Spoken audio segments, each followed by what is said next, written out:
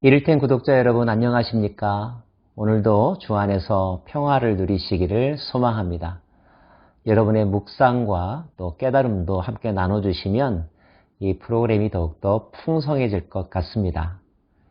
오늘은 열왕기상 4장입니다. 계속하여 성경은 솔로몬 시대를 우리들에게 소개해 주고 있죠. 4장에는 솔로몬 정부의 내각과 국내 정치의 모습을 우리들에게 소개해 주고 있습니다. 인사는 만사라고 하죠. 솔로몬도 중요하지만 그를 함께 도와서 비전을 성취해갈 좋은 참모들이 있어야 할 것입니다. 솔로몬에 의하여 중용되었던 몇몇 가문들이 있습니다.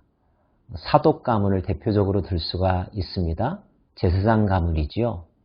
나단 선지자 가문도 솔로몬에 의하여 중용되었습니다.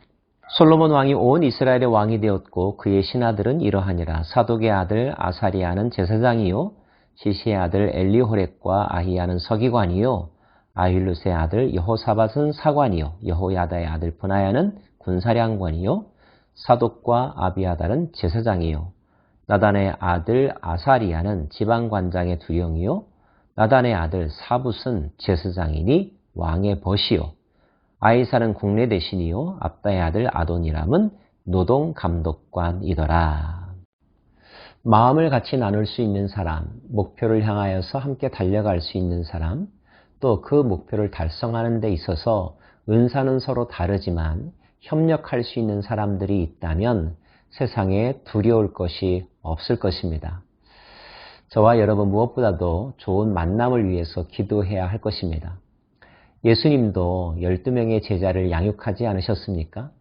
그 제자들과 함께 하나님 나라를 건설하는 일을 시작하셨습니다.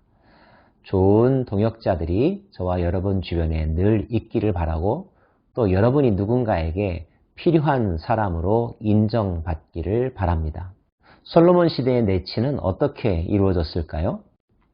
솔로몬이 또 온 이스라엘의 12지방 관장을 두매 그 사람들이 왕과 왕실을 위하여 양식을 공급하되 각기 1년에 한 달씩 양식을 공급하였으니 오늘 말씀 보니까 지파 중심의 색채가 조금씩 흐려지고 이제 지역 중심으로 행정 조직이 편성되는 것을 우리가 느낄 수가 있습니다.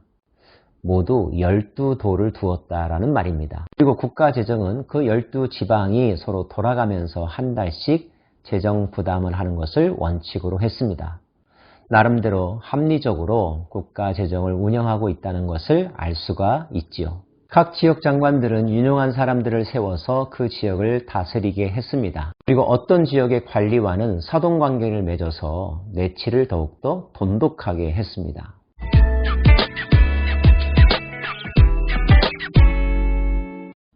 20절 이후에는 솔로몬 시대의 경제 규모에 대해서 소개해주고 있는데요. 유다와 이스라엘의 인구가 바닷가의 모래같이 많게 되매 먹고 마시며 즐거워하였으며 솔로몬이 그 강에서부터 블레셋 사람의 땅에 이르기까지와 애굽 지경에 미치기까지의 모든 나라를 다스림으로 솔로몬이 사는 동안에 그 나라들이 조공을 바쳐 섬겼더라. 솔로몬의 하루의 음식물은 가는 밀가루가 30고루요, 굵은 밀가루가 60고루요, 살진 소마리가 10마리요, 초장의 소가 20마리요, 양이 100마리며 그 외에 수사슴과 노루와 암사슴과 살진 새들이었더라. 26절에는 그 시대의 국방력을 소개해주고 있는데요. 솔로몬의 병거의 말 외양간이 4만이요 마병이 12,000명이며 그 지방 관장들은 각각 자기가 맡은 달에 솔로몬 왕과 왕의 상에 참여하는 모든 자를 위하여 먹을 것을 공급하여 부족함이 없게 하였으며 또 그들이 각기 직무를 따라 말과 준마에게 먹일 보리와 꼴을 그 말들이 있는 곳으로 가져왔더라. 미국을 일컬어서 세계 최강국이라고 말합니다. 천조국이라고 하는 이야기도 들어보셨죠? 미국 국방비가 1000조 단위를 넘는다고 해서 나온 말입니다. 규모는 지금과 많이 다르겠지만 솔로몬 시대의 이스라엘은 그 주변 나라 가운데서 이렇게 강력하고 부유하며 안정된 정치와 문화와 사회를 구가했다는 것을 알 수가 있습니다.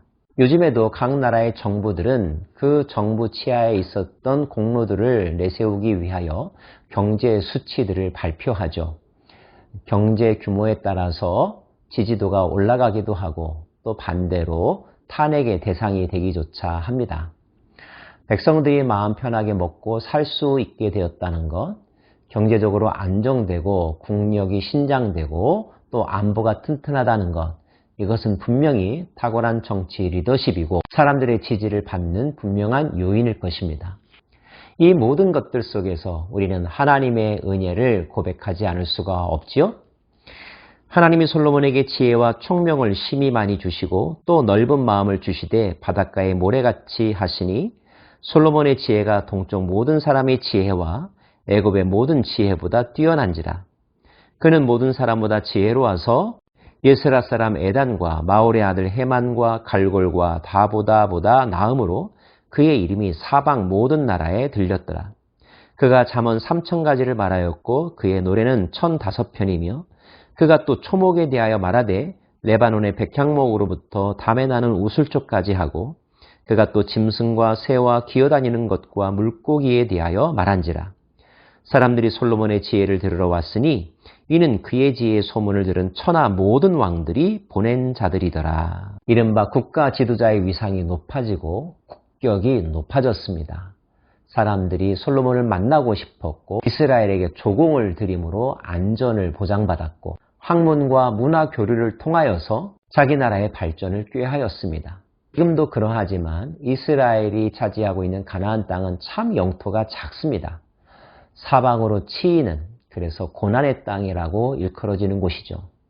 그런데 이스라엘 역사 전체를 통틀어서 유일하게 다윗 시대와 솔로몬 시대에 이스라엘은 퍼주는 나라가 되었고 제사장 나라가 되었고 리더 국가가 되었습니다. 이것이야말로 하나님께서 그 민족을 그 땅으로 보내실 때 출애굽기 19장을 통하여 하셨던 약속, 그 약속의 성취된 모습을 보여주는 거라고 말할 수가 있죠. 지금도 이스라엘 사람들이 다윗 시대를 꿈꾸는 중요한 이유이기도 합니다. 그런데 여러분 기억하십시오. 어떻게 해서 이 나라가 그와 같이 부강한 나라가 되었을까요?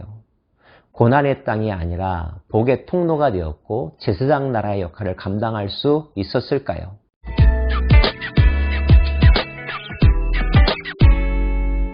그 뿌리는 하나님이 다윗과 맺은 언약에 기초하며 다윗이 하나님의 말씀을 지키고 하나님의 마음에 합한 왕의 모습과 인생의 길을 걸어갔기 때문이었습니다. 우리는 깨닫습니다. 영토의 크기가 중요한 것이 아니라는 것을요. 중요한 것은 영향력이겠죠. 어떤 때 그의 영향력이 극대화될 수 있습니까? 우리가 하나님 앞에 올바른 사람으로 서게 될 때, 하나님이 기뻐하시는 삶의 모습을 걸어갈 때 우리는 우리의 외형적인 사이즈에 상관없이 세계 열방에 영향을 줄 수 있는 지도국가가 될 수 있다는 것입니다. 저는 우리 한민족이 그와 같은 시대를 맞이하기를 원합니다. 그러기 위하여 한국교회가 깨어나기를 원하고 믿음의 사람들, 크리스찬들이 더욱더 분발하여 국가를 위해 기도하고 국가를 말씀으로 잘 지키며 국가 지도자를 위하여서 기도하고 협력하는 성숙한 국민 공동체가 되기를 원합니다. 미국도 마찬가지이죠. 영토와 군사력뿐만 아니라 선한 영향력으로 세계의 리더 국가가 될 수 있기를 원합니다. 그러기 위하여 다시 한번 강조합니다. 깨어 있어야 합니다. 영이 살아 있어야 합니다. 하나님의 사람, 다윗과 같은 영성을 가진 사람들이 더욱더 많아져야 합니다. 그리고 그와 같은 자녀들로 양육할 수 있어야 합니다. 그런 나라가 되기를, 그런 나라의 삶이 지속되기를 위하여 함께 기도하십시다. 하나님, 자그마한 땅덩어리의 나라 이스라엘이 근동 지방에서 가장 강력한 나라가 되었고 영향력을 끼칠 수 있는 나라가 되었습니다. 하나님이 함께 하셨기 때문이며 하나님이 함께 하실 만한 삶의 모습으로 헌신했기 때문인 것을 고백합니다. 우리도 그와 같은 민족, 그와 같은 나라가 되기를 원합니다. 말씀에 순종하는 민족, 하나님의 마음에 합한 나라가 되기를 원합니다. 그래서 제사장 나라로서 세계의 열방에 복의 통로가 되며 선한 영향력을 끼치고 그들을 빛으로 이끌어갈 수 있는 지도력을 갖춘 나라, 민족, 사람들이 되기를 원합니다. 그런 사람이 될 수 있도록 우리를 깨워주시고 하나님의 영으로 충만케 하옵소서. 예수님 이름으로 기도합니다. 아멘.